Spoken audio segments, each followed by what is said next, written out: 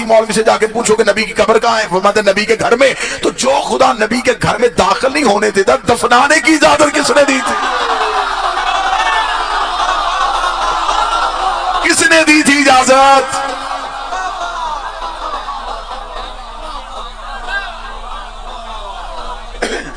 जो खुदा दाखिल नहीं होने दे रहा,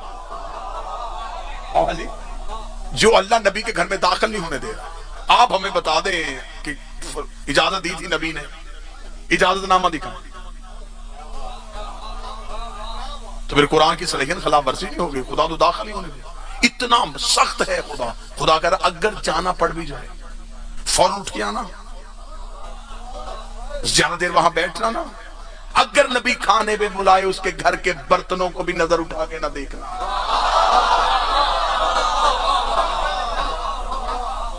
इतना मोहतात है अल्लाह नबी के घर के अंदर। अब जब पूछा जाए कि नबी कहां पे दफन है, वो कहते हैं कि नबी की बीवी है, उसका हुजरा है, वहां दफन है।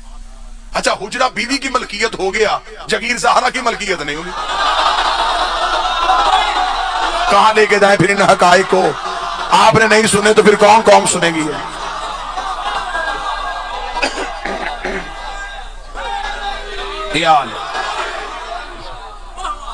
ये हकाइक कहां तक लेके जाएंगे? लिहाजा गुजारिश ये है कि अगर हम नबी के सहाबा से दीन पूछेंगे तो सहाबी हमें नबी की जिंदगी के बारे में वही बातें बताएंगे जो घर के बाहर थी, क्योंकि वो अंदर नहीं जा सकते। ठीक हो गया जी? पहला तबका गया। दूसरे तबके पे आओ, नबी की बीवियों से पूछ लो, पूछने के लिए तैयार है, लेकिन ये हमें वही दीन बताएंगे जो घर के अंदर था। आप कहेंगे साहिब ये अंदर की बातें क्यों बताएंगी? जनाब फिर कुरान खड़ा है, कुरान कह रहे नबी की बीवी हो अपने घरों से बाहर ना आना।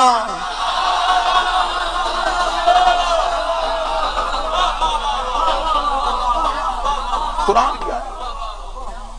सहाबा को अंदर नहीं जाने दे रहा, बीवियों को बाहर नहीं आने दे रहा। अल्लाह ने कैसा मजबूर किया है उम्मत को। सहाबी अंदर नहीं जा सकते, नबी की बीवियां बाहर नहीं आ सकती। दुख यही है, दुख यही है। हमारी 1400 साल से यही लड़ाई है। हम इसी हकीकत पे खड़े हैं, हम अपना स्टैंड छोड़ने के लिए तैयार नहीं, हम इसी जगह पे खड़े हैं। जिन्हें अंदर आने की इजाजत नहीं थी वो जबरदस्ती क्यों आए, और जिसे बाहर जाने की इजाजत नहीं थी वो मैदान में कैसे चले?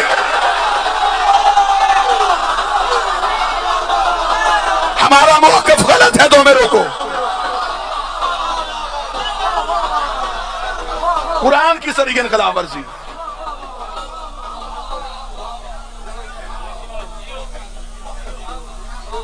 हकाइक हम नहीं पढ़ेंगे तो कौन पढ़ेगा?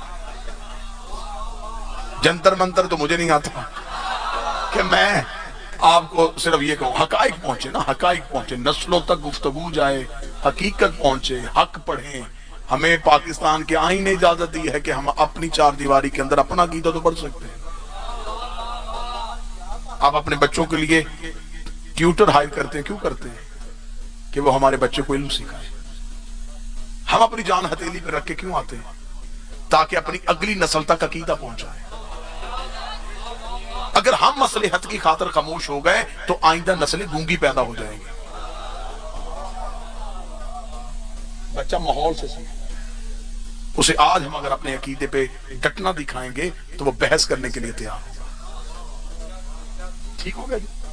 कोई किसी पे गालम गलोच नहीं हो रही, हम तो बिल्कुल दलील से बात करते हैं। गाली गोली वहां होती है जहां इल्म ना हो। जाहिल की निशानी होती है कि वो लड़ने पे तब आता है जब उसके पास दलीलें खत्म हो जाती हैं। हमारे पास दलाइल हैं, हम बहस करने के लिए तैयार हैं। सहाबी जा नहीं सकते अंदर, नबी की बीवियां बाहर नहीं आ सकती।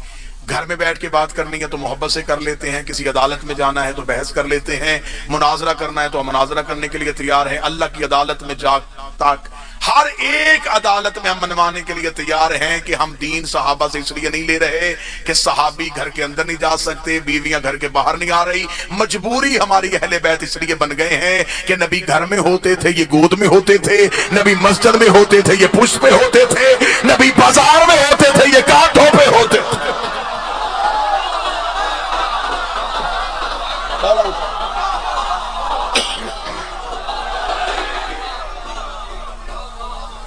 तो जब अहले बैत हर लम्हा नबी के साथ रहे, ठीक हो गई।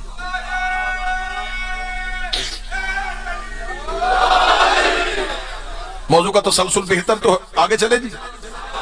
तसलसल अगर आपको पसंद आ रहा तो आगे चलते हैं। दूसरी मेरी मजबूरी, मेरे 2, 4, 6, 8 अहले सुन्नत अगर भाई मजलिस में बैठे हैं या इस वीडियो के जरिए किसी अहले सुन्नत भाई तक पैगाम पहुंचे, तो मैं हक आपके सामने ये पढ़ने लगा हूं कि साहिब हम सहाबा से दीन कैसे लें। पहली बात यह कि सहाबी तहकीक की मंजिल पे है, सहाबी मासूम नहीं है, वो गैर मासूम है। मैंने अभी कहा कि जैसे हम भूल जाते हैं उनकी बात में भी गुंजाइश हो सकती है। दूसरी बात यह है कि मजलिस जो है वो शुरू हो गई 8:30 बजे, 9 बजे। मुझसे पहले जो जाकिर साहब पढ़े मैंने उन्हें नहीं सुना। इशारा समझने वाला बंदा खतीब को इतना अच्छा लगता है ना, बड़ा अच्छा होता है वो बंदा जो इशारा समझ जाए और वजाहत की जरूरत ही महसूस हो। मैं गैर हाजिर था, मुझे नहीं पता। अक्सरियत दोस्त अहबाब जो हैं वो मजलिस में मेरे साथ पंडाल में आए, उन्हें भी नहीं पता कि मुझसे पहले क्या पढ़ा गया। चले मैंने ही जब गुफ्तगू शुरू की तो बहुत से ऐसे अफराद थे जो मेरी मजलिस के दौरान आए, ठीक है। डॉक्टर इश्तियाक साहब को मैंने गुजरने देखा, वो मेरी मजलिस के दौरान आए, बल्कि मैं उनको 2 दिन से ढूंढ रहा हूँ, मेरी तबीयत खराब है और मुझे मिल नहीं रहा है। आज मुझे नजर आ गया, मुझे मजलिस के बाद मिले जरूर, ठीक है जी।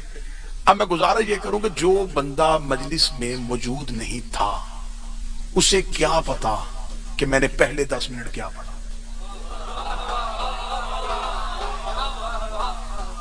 अब एक बंदा उस बंदे को लेके खड़ा होकर जनाब तू मुझे बता उन्होंने क्या पढ़ा, तो वो वहां से तकरीर शुरू करेगा जहां से वो मजलिस में आया था।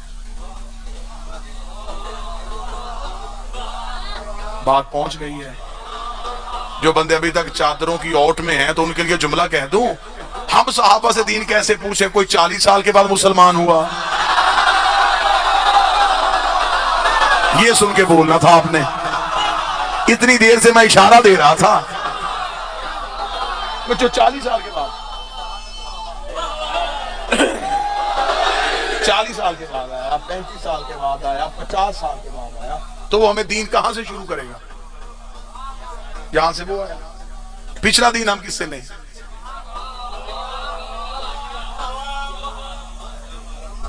जब वो मुसलमान उसके बाद वो दीन बताएगा ना। उससे पहले जितनी हदीसें थी, जितने अल्लाह के हुक्म आए थे, उनकी तशरीह कौन करेगा? अब यहां हाथ रख के पूछ रहे तो यहां हाथ रख ले, पूछ ले, मिन्नत करके पूछ रहे तो मिन्नत करके पूछ रहे। जवाब हमारा यही है, हम दीन अहले बैत से इसलिए लेते हैं, हम अली से बाद रसूल दीन इसलिए लेते हैं कि अली ने आंख खोली तो नबी की गोद थी, नबी ने आंख बंद की तो अली की गोद थी। ये हर लम्हा नबी के साथ है। मौला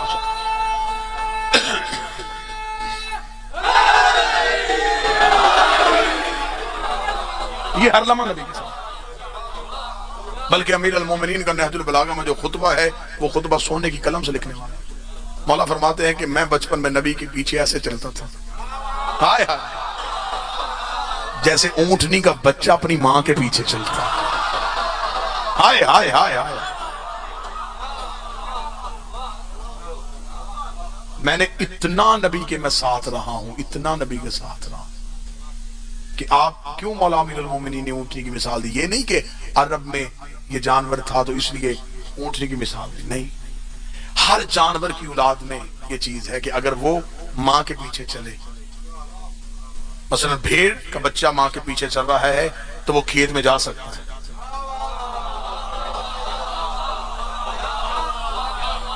घोड़े का बच्चा मां के पीछे चल रहा है तो वो चरने के लिए आगे पीछे जा सकता है। ऊंटनी के बच्चे में ये सिफ्त पाई जाती है, प्यासा भी हो,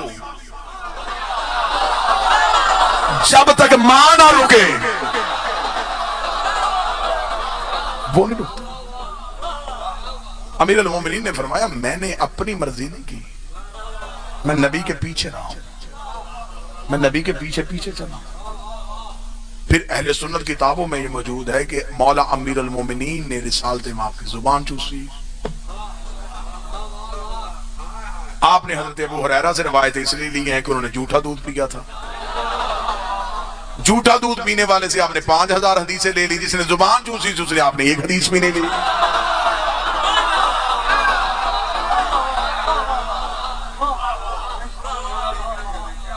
मौला अमीरुल मोमिनीन से एक सवाल हुआ था, सवाल में पढ़ने लगा।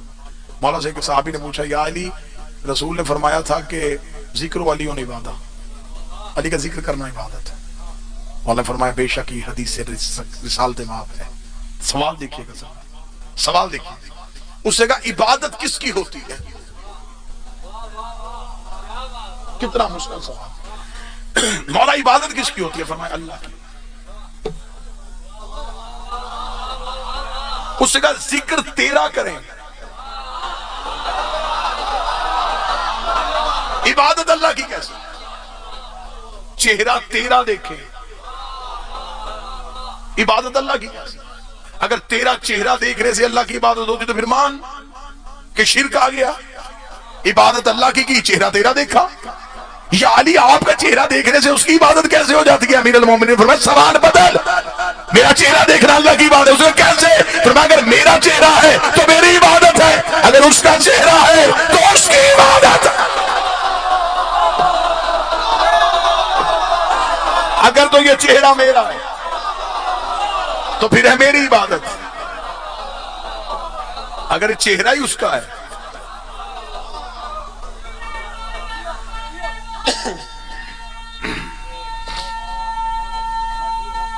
बिस्मिल्लाह से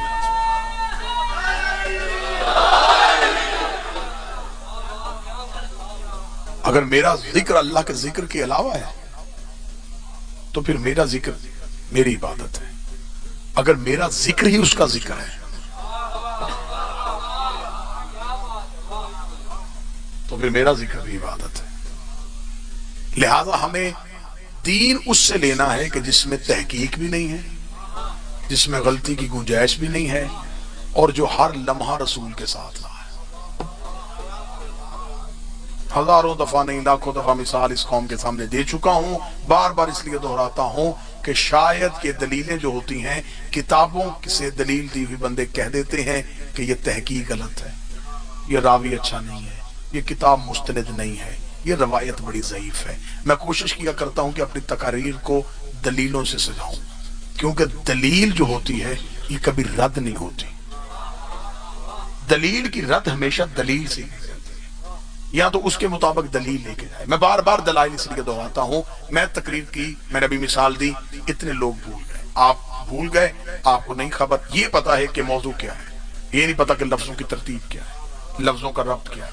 मजलिस खत्म हुई, आप रावलपिंडी इस्लामाबाद में फैल गए, सुबह को आप अपने कॉलेज, स्कूल, दफ्तर, यूनिवर्सिटी गए, किसी ने आपसे पूछा कि साहिब रात कहाँ थे? आपने कहा जी मजलिस में।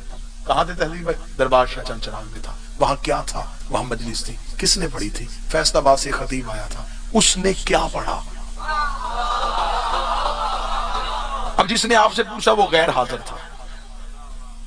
बात घूम के वहां आई है कि हमने 1400 साल पीछे राब्ता करना है। खिताबत उसको कहते हैं कि प्रकार की तरह घूम के वहीं पे वहीं आ जाए जहां में बात शुरू हुई थी। अब हमने 1400 साल पीछे राब्ता करना है। आपसे गैर हाजिर ने पूछा रात दरबार में क्या पढ़ा गया। अब आपने मेरी तकरीर अपने अंदाज से सुनी,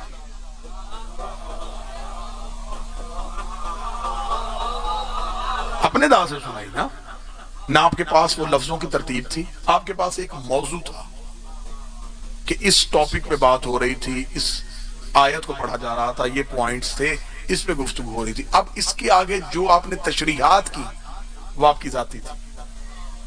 अब मेरी तकरीर में और आपकी तशरीह में फर्क आ गया। इसी फर्क ने फिरके बनाए।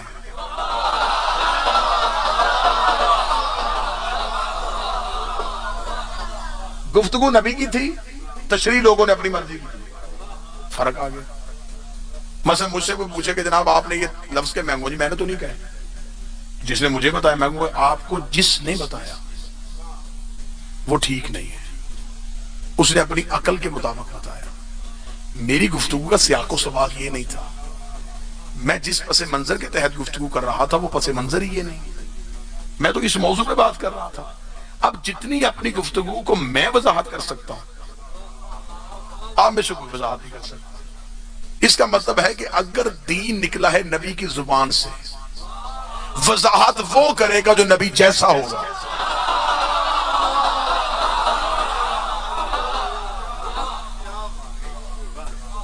वजाहत वो करेगा जो नफ्से पैगंबर होगा, वजाहत वो करेगा जो नफ्से परवरदिगार होगा, वजाहत वो करेगा जो रसूल के बाद बिला फज़ रसूल का जानशीन होगा। अगर मजमा बेदार है तो जुमला वो कर देता हूं, वजाहत वो करेगा जो तस्लीम की मंजिल पे हो, जिसकी बात को मैंने ही तस्लीम किया जाएगा। मैंने एक वाकया पढ़ा, मैं दोबारा पढ़ता हूं। एक हुकूमत के खलीफा के दरबार में एक मसला आ गया। उन्होंने कहा एक सवाल है, वो परेशान कर रहा है और साहिल दरवाजे पे खड़ा है। उन्होंने कहा साहिल को अंदर ले, शाह साहब जरा सवाल देखिए। उसने कहा जी साहिल का सवाल यह है कि मेरा जो मालिक था वो मरते हुए वसीयत करके गया, और वसीयत ये करके गया है कि उसके हैं 3 गुलाम। साहब 3 गुलाम। उसने वसीयत की है कि एक गुलाम को बेटी का रिश्ता दिया जाए मेरी, और आधी जायदाद दी जाए। एक गुलाम को सिर्फ आधी जायदाद दी जाए, एक को कत्ल किया जाए। नाम किसी का नहीं लिखा।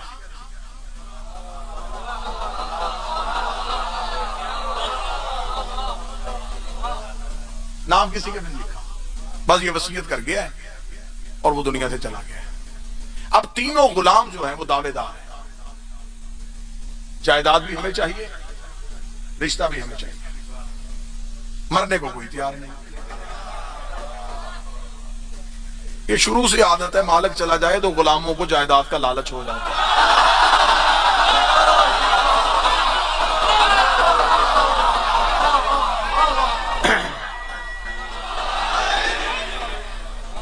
गुफ्तगू पहुंच रही है सर, कोशिश कर रहा हूं कि बिल्कुल होम्योपैथिक बहस है, जिसका साइड इफेक्ट जो है वो कहीं से कोई ना आ सके। बिल्कुल मीठी गोलियां जिससे शिफा भी पूरी हो जाए और तकलीफ भी ना हो। कुछ कैप्सूल जो होते हैं वो हलक से बड़ी मुश्किल से उतरते हैं। ये हकाइक के कैप्सूल हैं जो मैं कोशिश कर रहा हूं कि मैं दलील के पानी से और मुसलमानों के मैदे से हजम कर लें। अब इस पे जी अमल करना है जी, बताएं कैसे करना है। मौजू का रब्त आपके ज़हन में रहना चाहिए। दीन लेना है तस्लीम की मंजिल पे, रसूल के बाद उनसे लेना है जो तस्लीम की मंजिल पे हैं। दलाइल जितने बेहतर से बेहतर दे सकता था, एक वकील होने की हैसियत से मैंने दे दिए कि ये दलाइल हैं हमारे इमामत को मानने के लिए। अब ये एक वाकया कोट कर रहा हूं, ये अहले सुन्नत किताबों में लिखा हुआ है, अहले सुन्नत किताबों में इसका मुकम्मल अंदराज है। उन्होंने कहा जी आप बताएं कि कैसे अमल करें। हाकम ने कहा जी वसीयत दिखाओ। वसीयत देखी, वसीयत तो है, नाम किसी का नहीं। उन्होंने कहा इस पे हम अमल कैसे करें जब वो ही किसी का नाम नहीं लिख के गया, तो हम किसी बेगुनाह को सजा दे देंगे। भाई हमसे नहीं ये फैसला होगा। जब फैसला वापस हुआ, साहिल ने एक सवाल किया, वो जो सवाल तारीख में, उसने कहा आप हाकम हैं या वारिस हैं? काश आप इस जुमले की वुसअत को समझ लेते। मेरी 5 दिन की मेहनत ही इसी एक जुमले पे। आप हाकम हैं या वारिस? आपने सिर्फ हुकूमत कायम की है या वारिस है? दरबार से यह जवाब आया कि हम हैं हाकम, हुकूमत हम चला रहे हैं। उनका जो इल्म नबी था वो किधर है?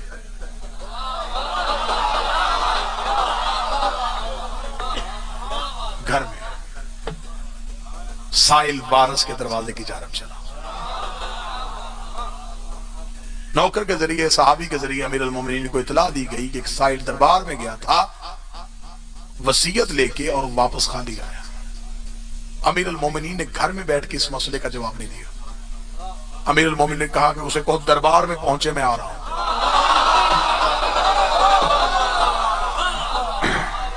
दरबार में पहुंचे, वो वापस जब दोबारा दरबार में पहुंचा तो हाकिम ने कहा तू फिर आ गया भाई? उसने कहा इंतजार कर रहा हूं, वारिस आ रहा।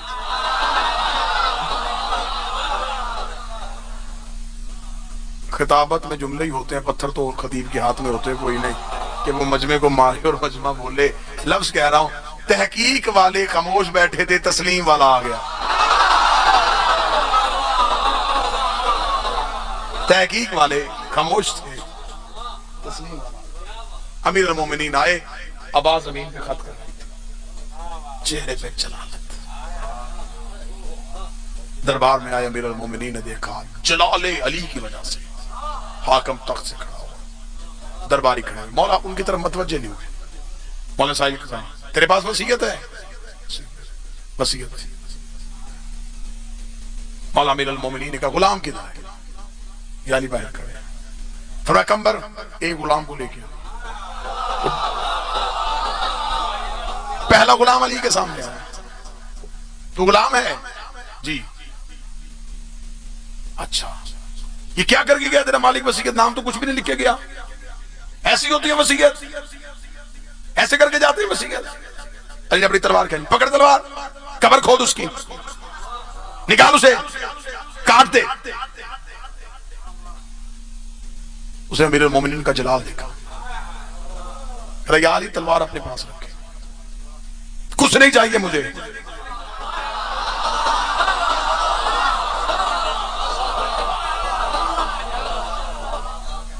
अपने मालिक पे तलवार चलाओ। अली फरमाया कंबर से बाहर ले, अगले को बुला। अमीर ने पकड़ तलवार, कब्र खोद उसकी। चला दरबार के दरवाजे तक पहुंचा, वापस आ गया। या अली मुझसे नहीं, नहीं जमीर इजाजत नहीं दे रहा, तलवार रख। तीसरे को बुला, तीसरा अली ने वही जलाल दिखाया, ऐसे करके जाते वसीयत। उसने कहा मैं तो खुद सोच रहा था कि वसीयत में नाम क्यों नहीं लिखे गया। पकड़ तलवार, कत्ल। वो दौड़ा कब्र की जानब, तारीखी हकायक पढ़ रहा हूं। वो कब्र की जानब दौड़ा। मौला अमीर उमर कंबर इसके पीछे जा, जो ही कब्र खोदने लगे गिरफ्तार कर लेना। कुछ ऐसे गुलाम भी होते हैं जो जायदाद की लालच में मालिक में तलवार निकाल लेते हैं।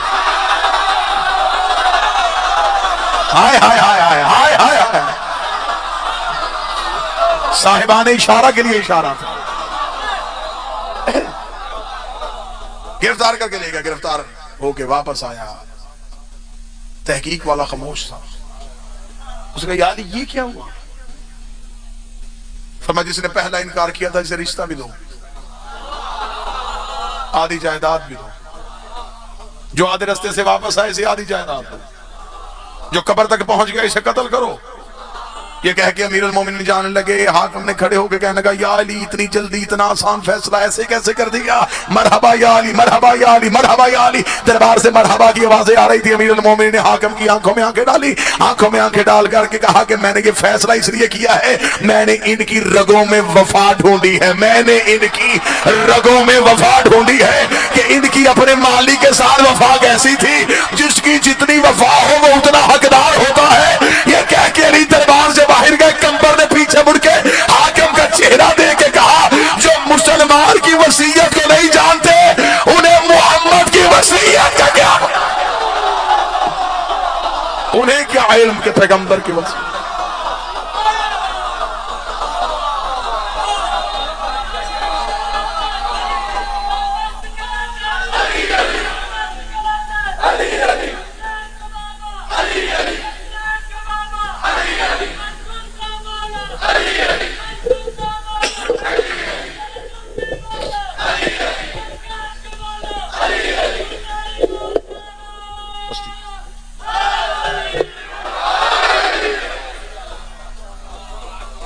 अब सिर्फ ये एक वाकया नहीं, सैकड़ों वाकयात ऐसे हैं जो किताबों में। वसीयत पैगंबर पे अमल करवाया तो अली ने।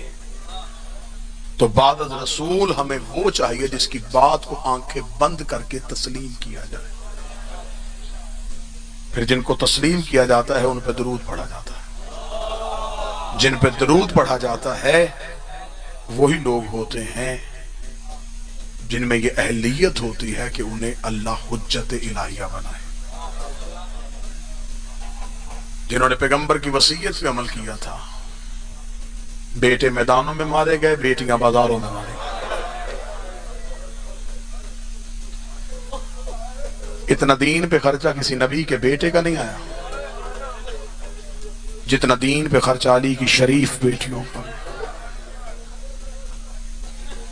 हर रोज पड़े हैं किसी न किसी मासूमा के दर्द।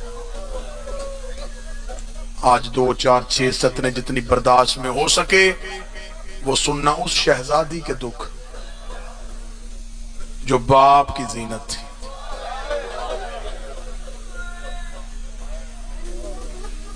जिसे बाबा प्यार से ज़ैनब कहता था, जो फातिह शाम, जो अली की अली बेटी है, जिसे अहले सुन्नत भाई लिखते हैं करबला की शेर दिल खातून। मदीने से चली तो बतूल, मक्के आई जानशीन रसूल।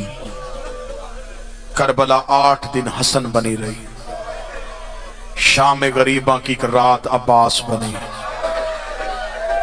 11 मुहर्रम को फिर अली बन गई। करबला से चली कूफा, शाम 72 बाजार, 144 गलियां, 288 मोड़, शराबियों के मजमे, पत्थरों की बारिश, बदमाशों का हजूम। 9 बार यजीद के दरबार में पेश हुई। 1 साल बगैर छत वाले जिंदान में बैठी रही। शाम से रिहा होके फिर मदीने गई, मदीने से कैद होके फिर शाम आई।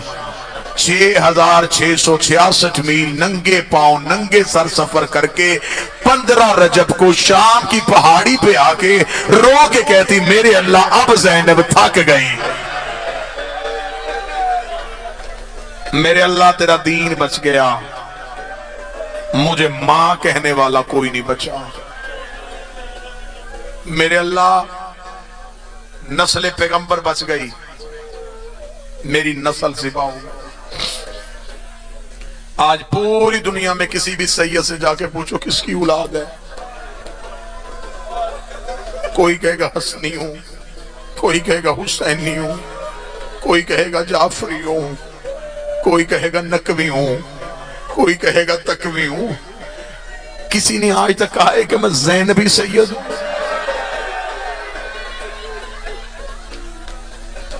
आपको क्या मिंबर से सुना कि बीबी ने करबला में 2 बेटे दिए? सिर्फ 2 बेटे दिए नहीं, नस्ल कत्ल करवा के आई है अली की, पूरी नस्ल दी है बीबी ने करबला में। अल्लाह आंसुओं को सलामत रखे। कोशिश करना जितना बर्दाश्त कर सकोगे। हर रोज कोशिश कर रहा हूं कि जहां तक बर्दाश्त जाए वहां तक मुसीबत पढ़ूं और आपको सलाम करूं। लाड नाज से पली हुई अली की बेटी जो बाबे के सामने कभी नहीं बोली थी। कितना मुश्किल था जो बाप के सामने नहीं बोली, वो शराबी के दरबार में खड़ी।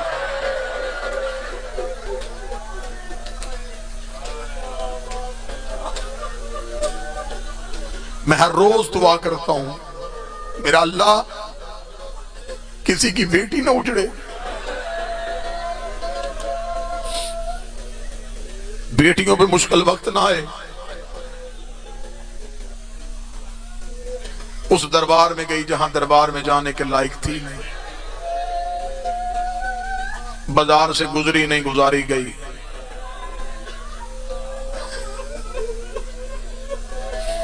दरवाजे के बाहर रुकी नहीं, रोकी गई। सैयद बैठे तो हाय कह के जुमले का इस्तकबाल करना, ऊंट से गिरी नहीं, गिराई।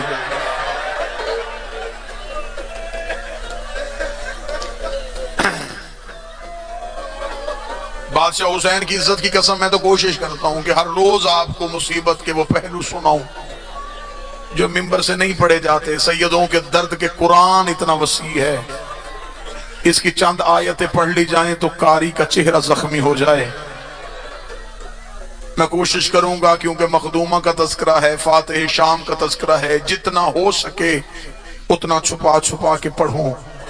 रो सको रोना, हाय कह सको हाय कह देना। मुझे इस बीबी की इज्जत की कसम है, सिर्फ हम तुम्हारे डर से बताते हैं कि शाम के बाजार में पत्थरों की बारिश हुई थी। आप पत्थर सुन के इतना रोते हैं, मैं गलत पढ़ूं, हुसैन मुझे माफ ना करे। शाम की कमीनी औरतों ने कपड़ों को आग लगा के अली की बेटियों पे फेंकी है।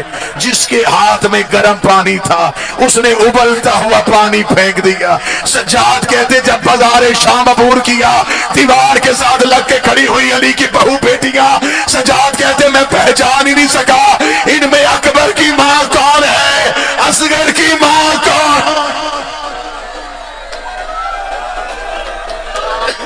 इतनी जख्मी हो गई, हाथ पकड़ना हाथ पकड़ना हाथ पकड़ना, हाथ पकड़ो जो करीब बैठे हो, हाथ पकड़ो।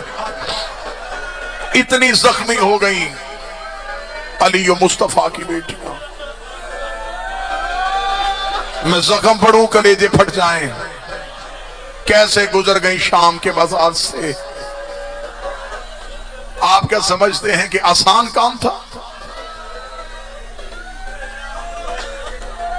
ये बहनें बेटियां बैठी हैं, बाबा अहमद शाह जी, अहमद भाई, बिलाल शाह साहब, परवान शाह जी, तहजीब भाई, जितने इज्जतदार सादात और गैर सादात बैठे।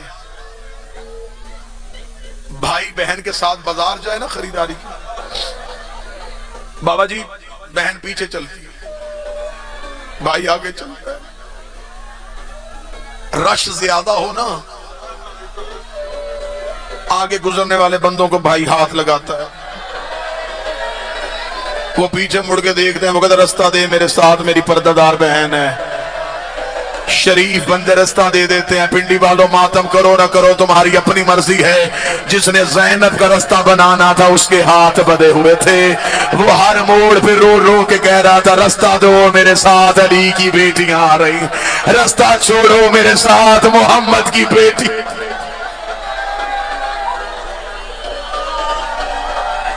जिसने रास्ता बनाना था वो कैदी था, उसके अपने हाथ बंधे हुए थे।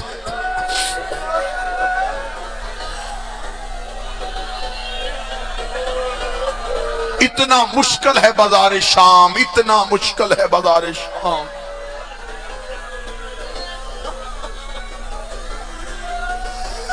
मुझे अलमे अब्बास की कसम है, आधा बाजार अली की बेटी ने ऐसे अबूर किया है जैसे अकबर की लाश पे हुसैन।